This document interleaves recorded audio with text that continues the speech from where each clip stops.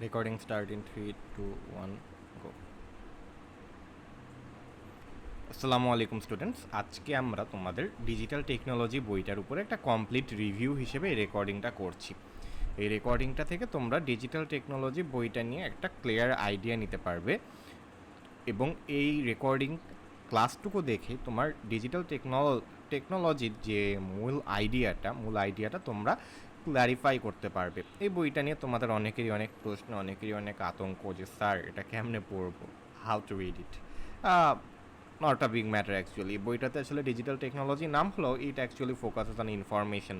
আমাদের বাংলাদেশে তথ্য প্রযুক্তি এবং তথ্য অধিকার এ দুটো খুবই প্রায়োরিটাইজ দুটো টপিক, এবং এ দুটো টপিককেই আসলে এখানে প্রায়োরিটাইজ করা হয়েছে। আমরা যদি এই বইটার ভিতরে যাই, আমাদের এই বইটাতে আমরা সূচিপত্রতে যদি চলে যাই, তাহলে আমরা দেখব যে এই বইটাতে মোট 1, 2, 3, 4, 5, 6, 7, 8, 9টা অধ্যায় আছে। এবং ফ্র্যাঙ্ক কথা, এই বইটা অনেকটা তোমাদের বিজ্ঞান অনুশীলনী বইয়ের মতো। It's more about practical than about theory. আমি জাস্ট এখান থেকে থিওরি জিনিসগুলো তোমাদেরকে ধরিয়ে দেবো, এখান থেকে প্র্যাকটিক্যাল আইটেমসগুলো তোমাদের নিজেদেরকে করে নিতে হবে। ওকে, তো আমাদের প্রথম যে অধ্যায়টা, এই অধ্যায়টার নাম হচ্ছে শিখন অভিজ্ঞতা 1। এই অধ্যায়টার নাম হচ্ছে সমস্যা দেখে না পাই ভয়, সবাই মিলে করি জয়।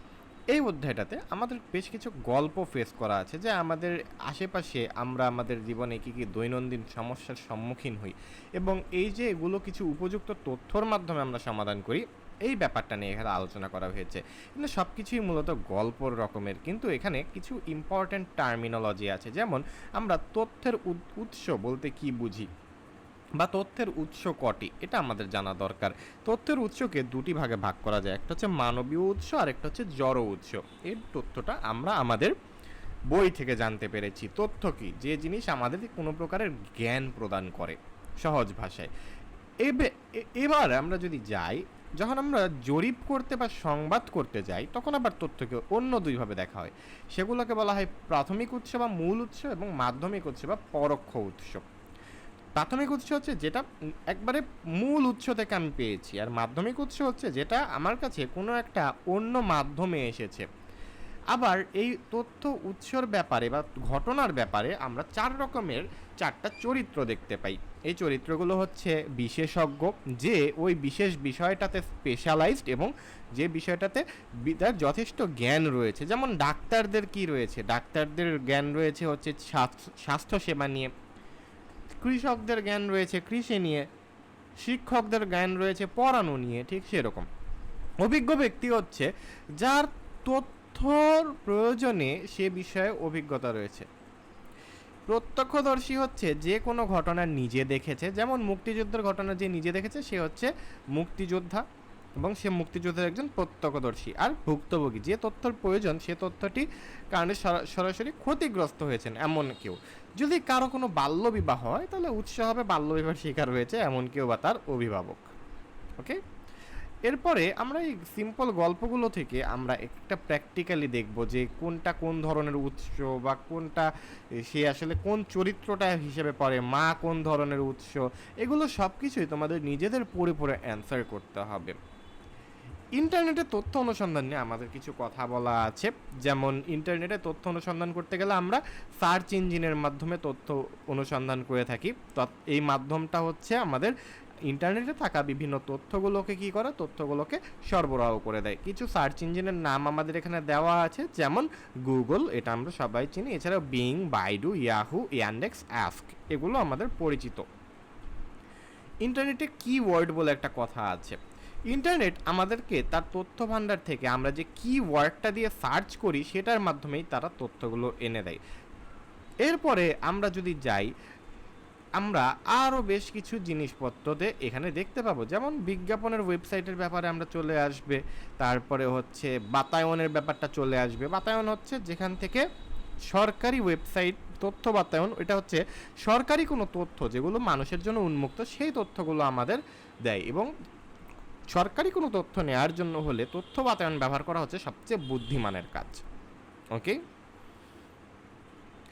এখানে আর তেমন কিছু আমাদের নেই, কিওয়ার্ড নিয়ে কিছু খেলা আছে, এগুলো সবই হচ্ছে আমাদের প্র্যাকটিক্যাল কাজ। ওকে, খেলা বা সেশনগুলো আমরা আসলে এখান থেকে পরীক্ষায় কিছু পাবো না। এরপরে আমরা ডিজিটাল উপহারে ডিজিটাল সমাধান এই অধ্যায়টাতে যাব। ডিজিটাল কন্টেন্ট এবং কন্টেন্টের লক্ষ্য দল, এখানে বেশ কিছু কথা বলা আছে যে আমরা আশেপাশে অনেক কন্টেন্ট দেখতে পাই, যে আমাদের এই কন্টেন্টের কি হয়, কন্টেন্ট দেখে আমরা মজা নিই। আমরা ইউটিউবে বিভিন্ন কন্টেন্ট ক্রিয়েটরের ভিডিও দেখি, কে কত লক্ষ টাকা দান করছে, কে কোথায় ঘুরতেছে, এগুলো হচ্ছে প্রত্যেকটা কন্টেন্ট।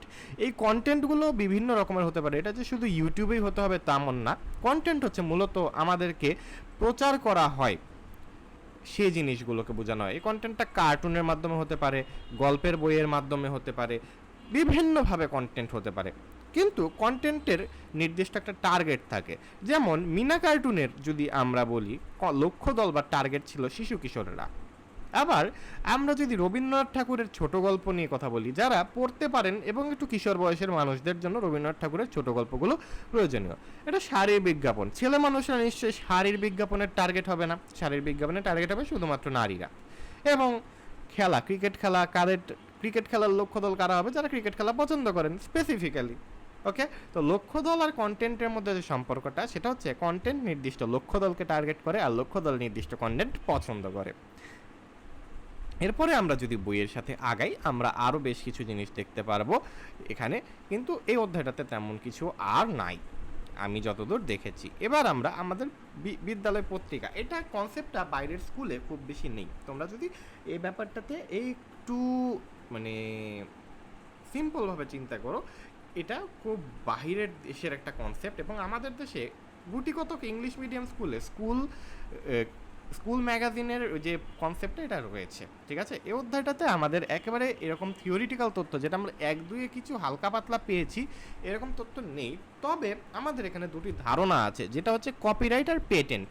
কপিরাইট আর পেটেন্ট এর আইডিয়াটা হচ্ছে, কপিরাইট হচ্ছে যিনি তৈরি করেছেন তিনি ছাড়া এই বস্তুটি বা বিষয়টি কারো কপি করার অধিকার নেই। আর পেটেন্ট হচ্ছে যিনি তৈরি করেছেন, এটা অন্যরাও ব্যবহার করতে পারবেন, কিন্তু সেই ক্ষেত্রে যিনি তৈরি করেছেন তার নাম ব্যবহার করতে হবে এবং ব্যবসার স্বার্থে কিছু অর্থ প্রদান করতে হবে।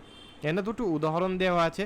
যেমন আমরা গল্পের বই পড়ি, এই গল্পের বইগুলো প্রত্যেকটা হচ্ছে কপিরাইট করা, কিন্তু কোনো বিজ্ঞানী যদি কোনো একটা ফর্মুলা বানিয়ে মশা মারেন, সেই ফর্মুলাটা বাণিজ্যিকভাবে ব্যবহার করতে চাইলে বিজ্ঞানীকে অর্থ প্রদান করতে হবে।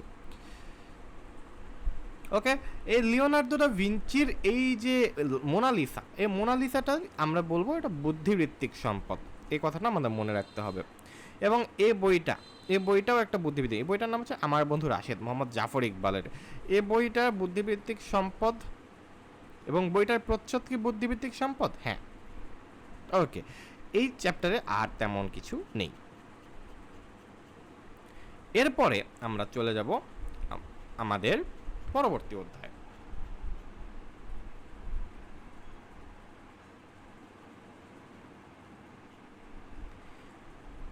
তথ্যযোগী মোকাবেলায় মানববন্ধন, পুরো প্র্যাকটিক্যাল একটা জিনিস। তথ্যযোগী বলতে কি বোঝানো হয়? তথ্যযোগী বলতে বোঝানো হয় আমার যে তথ্যটা আছে, তথ্যটা দেখে আমার কোনো ক্ষতি করা সম্ভব হয় কিনা। এবং আমরা এখানে একটা জরিপের একটা ছোট ফর্ম দেওয়া আছে, যে আমরা আসলে আমাদের তথ্য কোথায় দেই, এটা হচ্ছে তথ্য সংগ্রহ করার উপায়। এবং তথ্য বিশ্লেষণ করি, ফলাফল করি, এগুলো বর্তমানে আমরা কাগজে কলমে করি না, এগুলো নর্মালি আমরা সফটওয়্যারের মাধ্যমে করি, তারপরে গুগল ফর্মসের মাধ্যমে করি। এগুলোর মাধ্যমে তথ্য সংগ্রহ করে আমরা যখন গুগল ফর্মসের মাধ্যমে আমাদের সবার তথ্য নেওয়া শেষ হয়ে যায়, আমরা একটা ক্লিকের মাধ্যমে সেটাকে একটা রেজাল্টে কনভার্ট করতে পারি। বাট পুরোনো দিনে আমরা এই কাগজ কলমের মাধ্যমে এই কাজটা করতাম। আবার অনেক ক্ষেত্রে আমরা সাক্ষাৎকারও নিতাম, যেটা এখন কমে গিয়েছে।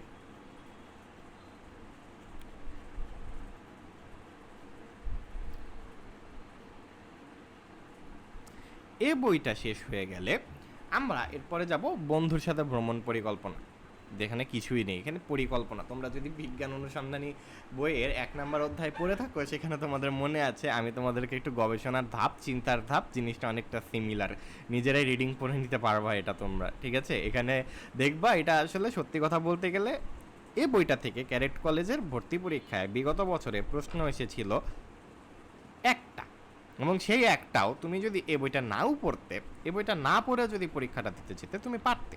খুবই সিম্পল একটা প্রশ্ন ছিল। এজন্য এই বইটাকে আমরা অতটা গুরুত্ব সহকারে নিই না। এই বইটাকে আমরা একটু সিম্পলি জাস্ট এভাবে একটা ওভারভিউ করতে চাই, কিন্তু আমাদের সিলেবাসটা একটু টাইম শর্টেজ আছে। টাইম শর্টেজের কারণে আমি এটাকে তোমাদের একটু রেকর্ডিং আকারে নিয়েছি। এই চ্যাপ্টারটায় আমরা একটু কিছু শিখবো, সেটা হচ্ছে নেটওয়ার্কিং। নেটওয়ার্কিং মানে সংযোগ ক্রিয়েট করা। আমাদের বাংলাদেশে যে রেল লাইন বা বাসের লাইন, এই রোডগুলো যদি না থাকতো আমরা একটা জায়গার সাথে আরেকটা জায়গায় কানেক্ট করতে পারতাম না। ঠিক তেমনই তথ্য প্রযুক্তিতেও যদি আমরা একে অপরের সাথে কানেক্টিভিটি না ক্রিয়েট করতে পারতাম, আমাদের মধ্যে নেটওয়ার্ক ক্রিয়েট হতো না, অর্থাৎ আমরা যোগাযোগ করতে পারতাম না। এই নেটওয়ার্কের ব্যাপারে আমরা যখন যাব, আমরা এখানে ডিজিটাল নেটওয়ার্কের ব্যাপারে একটু জানবো। ডিজিটাল নেটওয়ার্ক জিনিসটা কি? যেটা হচ্ছে কম্পিউটারের মাধ্যমে ক্রিয়েট হয়, ঠিক আছে? কম্পিউটারের মাধ্যমে ক্রিয়েট হয় এবং এখানে আমরা কি দেখব? এখানে আমরা দেখব আইপি অ্যাড্রেসের কথা। এগুলোর বিস্তারিত তোমাদের কথা বলা নেই, কিন্তু নামটা বলে ছেড়ে দিয়েছে। যেমন আমাদের নেটওয়ার্ক ক্রিয়েট করতে হলে আমাদের সবার একটা নির্দিষ্ট আইপি অ্যাড্রেস থাকে। সেই আইপি অ্যাড্রেস থেকে ইনফরমেশনটা রাউটারের কাছে যায়, সেই রাউটারটা যায় হচ্ছে সার্ভারের কাছে, সেই সার্ভার থেকে আবার আরেকটা রাউটারে যায়, সেই রাউটার থেকে আরেকটা নির্দিষ্ট আইপি অ্যাড্রেস যেখানে তুমি দিতে চেয়েছো সেই জায়গায় চলে যায়। কিন্তু আমরা আসলে আইপি অ্যাড্রেসটা সামনে দেখি না, সেই আইপি অ্যাড্রেসটা আমরা ইমেইল আইডির রূপে বা একটা মেসেঞ্জার আইডির রূপে আমরা পাই। এবং আমাদের দেশের ডাক যোগাযোগ ব্যবস্থা, এসএমএস এর মাধ্যমে যোগাযোগ ব্যবস্থার কথাও এখানে বলা আছে, কিংবা মেসেজ সুইচিং সেন্টার। আমরা যখন একটা ফোন থেকে একটা এসএমএস কাউকে পাঠাই, সেটা ফার্স্টে মোবাইল টাওয়ারের কাছে যায়, টাওয়ার থেকে সে সুইচিং সেন্টারের কাছে যায়, সেখান থেকে নির্দিষ্ট মানুষটার যার কাছে পাঠাবো তার মোবাইল টাওয়ারের কাছে যায়, সেখান থেকে সেই নির্দিষ্ট মানুষের কাছে যে এসএমএসটা যায়, এখানে সে চিত্রটা বর্ণনা করা আছে। এছাড়াও আমাদের এ বইয়ে কিছু সেন্ডার, রিসিভার এবং সার্ভার রাউটারের কথা বলা আছে, যেটা আমি ইতোমধ্যে আলোচনা করে ফেলেছি।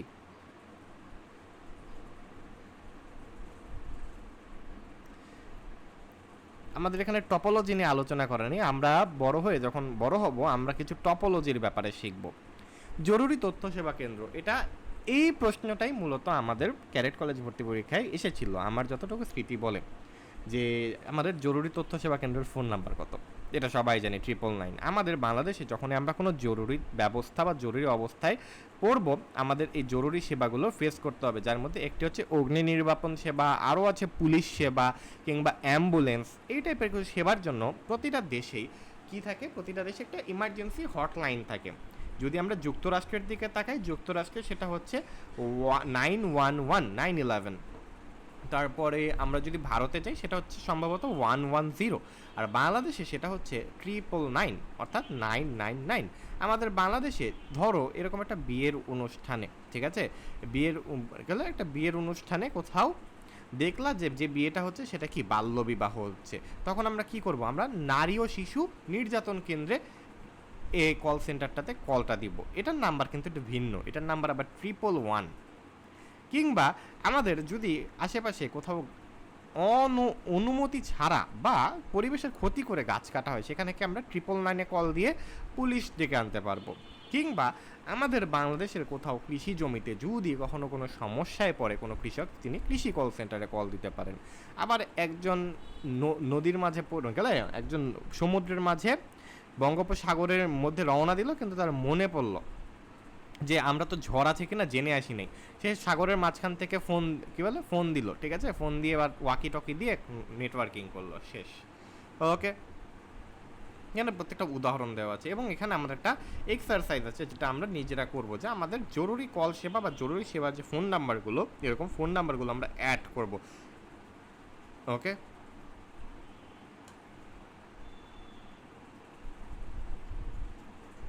এই অধ্যায়টা এখানেই শেষ। এরপরে সুপ্তমনের মুক্ত আলোচনা, এটা হচ্ছে আমাদের যোগাযোগের ভেদে আমাদের যে যোগাযোগের প্রক্রিয়া, এই যোগাযোগের প্রক্রিয়া বেশ কয়েক রকমের হতে পারে। আমরা এখান থেকে দেখব মৌখিক যোগাযোগ বা ভার্বাল কমিউনিকেশন, আমরা ভাষার ব্যবহার করে যেটা আমরা কথা বলছি।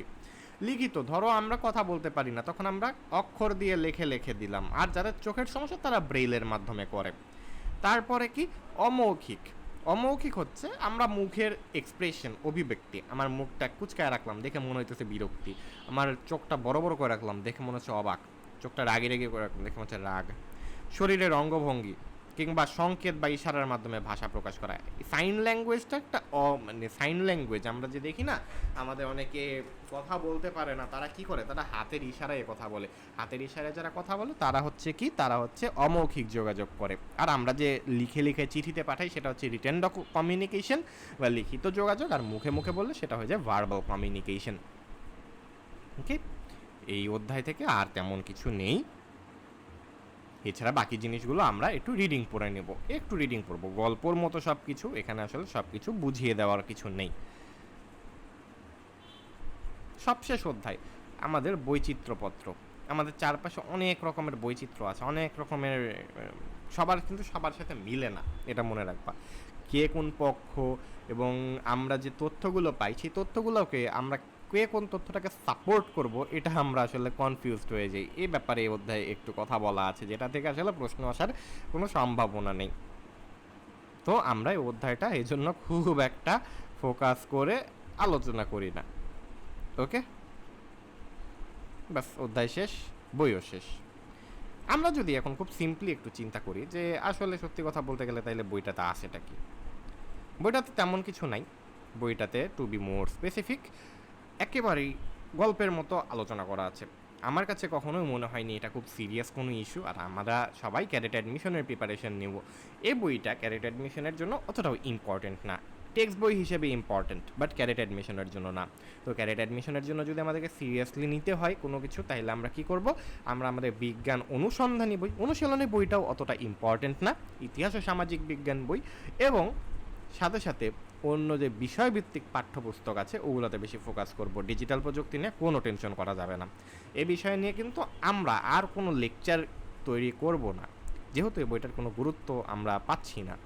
এই রেকর্ডিং লেকচারটাই বলতে পারো আমাদের এই পড়াশোনার জন্য যথেষ্ট। এরপরও যদি তোমাদের কোনো ইনকোয়ারিজ থাকে, তোমাদের জন্য আমার হোয়াটসঅ্যাপ সর্বদা খোলা থাকবে। তো আশা করি সবাই ভালো থাকবে, সুস্থ থাকবে। আল্লাহ হাফেজ। কাট।